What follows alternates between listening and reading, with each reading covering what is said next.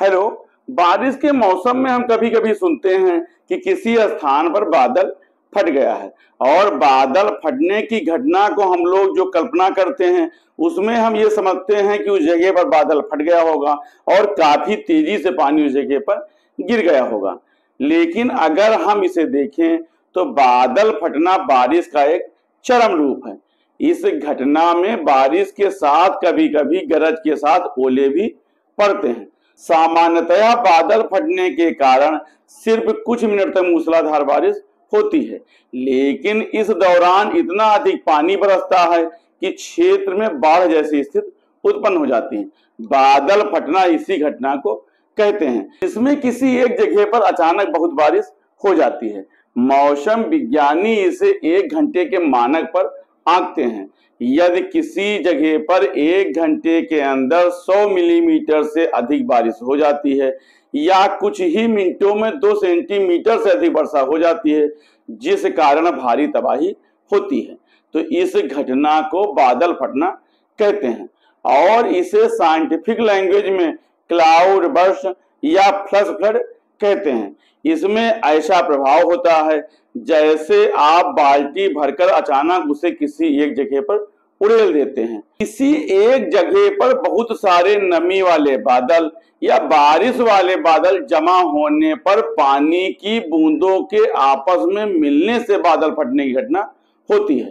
पानी की बूंदों के मिलने से इसके वजन के कारण बादल की डेंसिटी बढ़ जाती है, जिससे वहां पर अचानक बहुत ज्यादा पानी बरसने लगता है। मौसम विज्ञान के अनुसार जब बादल भारी मात्रा में आर्द्रता या पानी लेकर आसमान में चलते हैं और उनकी राह में कोई बाधा आ जाती है तो अचानक वो फट पड़ते हैं।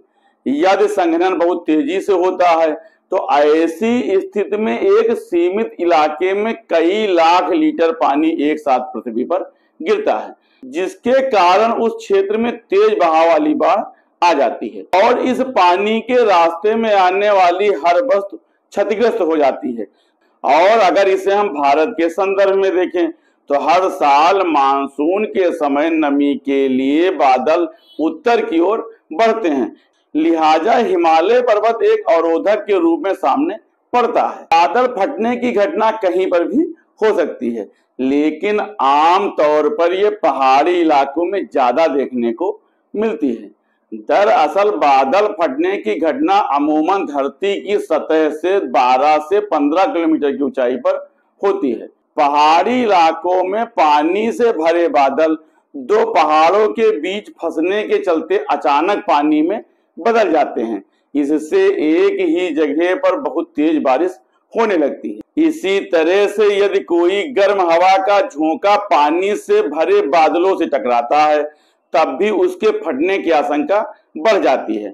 अगर इस उदाहरण के रूप में हम देखें तो 26 जुलाई 2005 को मुंबई में बादल फटे थे। तब वहां पर बादल किसी ठोस वस्तु से नहीं टकराई थी, बल्कि उस समय बादलों की टक्कर गर्म हवाओं के झोंकों से हुई थी। भारत में बादल फटने की कई घटनाएं हुई हैं, जिसके कारण विनाशकारी बाढ़ आई है और कई लोगों की जानें गई हैं। जैसे कि अलकनंदा घाटी में जुलाई 1970 में दक्षिणी पहाड़ी क्षेत्र में बादल फटने से भयंकर बाढ़ आई थी और इसके कारण एक ही दिन में वहां पर भारी मात्रा में तलछट निकल गई थी। इसी तरह से अगस्त 1998 में उत्तराखंड के पिथौरागढ़ जिले के मालपा गांव में भी बादल फटने की घटना हुई थी और बादल फटने से हुए भूस्खलन के कारण 60 कैलाश मानसरोवर तीर्थ यात्रियों सहित उस समय 250 लोग मारे गए थे। जुलाई 2004 में चमोली जिले में बद्रीनाथ मंदिर के पास भी बादल फटे थे और उससे भारी भूस्खलन हुआ था, जिसमें 17 लोगों की मौत और 28 लोग घायल हुए थे। इसी प्रकार से सितंबर 2013 में रुद्रप्रयाग जिले में बादल फटने से 39 से अधिक लोग मारे गए थे और जून 2013 में केदारनाथ और रामबाड़ा के पास भी इसी प्रकार की घटना हुई थी, जिसमें हजारों लोग मारे गए थे। ये तो पहाड़ी क्षेत्र की बात हुई।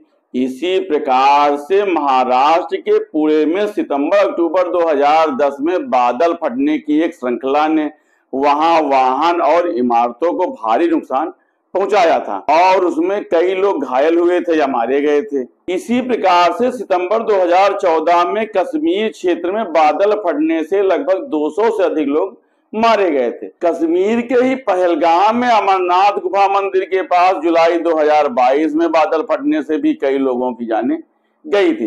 तो इस प्रकार से हम देखें तो भारत में बादल फटने की बहुत सी घटनाएं होती रहती हैं और इसका जो कारण हम पाते हैं, भारत में बंगाल की खाड़ी और अरब सागर से उठे मानसून के बादल जब उत्तर की ओर बढ़ते हैं तब उनका हिमालय के क्षेत्र में फटने का खतरा सबसे अधिक रहता है और ऐसी स्थिति में हिमालय पर्वत से टकरा करके ये बादल फटते हैं। हम देखें तो भारत में बादल फटने की सबसे अधिक घटनाएं हिमाचल प्रदेश में होती हैं। विशेषज्ञों ने बार बार बादल फटने की प्रक्रिया में वृद्धि को जलवायु परिवर्तन से जोड़ा है।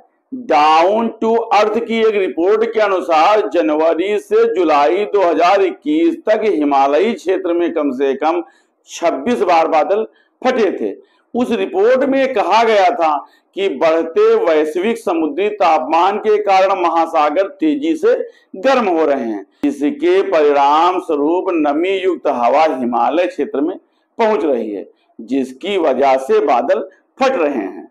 अगर हम देखें तो भारत एक मानसून संचालित देश है जो खासकर पश्चिमी हिमालय और पश्चिमी तट पर बादल फटने के लिए अधिक संवेदनशील बनाता है। बादल और वर्षा की गतिशीलता का अध्ययन करने के लिए भारत ने उन्नत तकनीक से लैस कई उच्च ऊंचाई वाले बादल वेधशालाएं स्थापित किया है। इन वेधशालाओं का उद्देश्य बादल फटने की घटनाओं की समझ, पूर्वानुमान और निगरानी में सुधार करना है ताकि उनके प्रभाव को कम किया जा सके।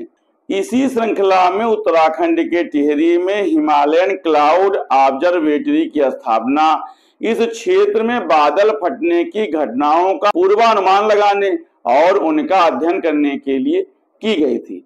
हालांकि ये अभी भी परीक्षण के चरण में है, लेकिन ये भारत में दूसरी उच्च ऊंचाई वाली वेधशाला मानी जाती है जिसे विज्ञान और प्रौद्योगिकी विभाग IIT कानपुर द्वारा विकसित किया गया है। अगर हम देखें तो हम पाते हैं कि भारत के पास इस समय बादल फटने की घटना का पूर्वानुमान लगाने वाला कोई यंत्र नहीं है, लेकिन भारत इस दिशा में आगे बढ़ रहा है और इसी श्रृंखला में वो कई वेधशालाओं का निर्माण कर रहा है।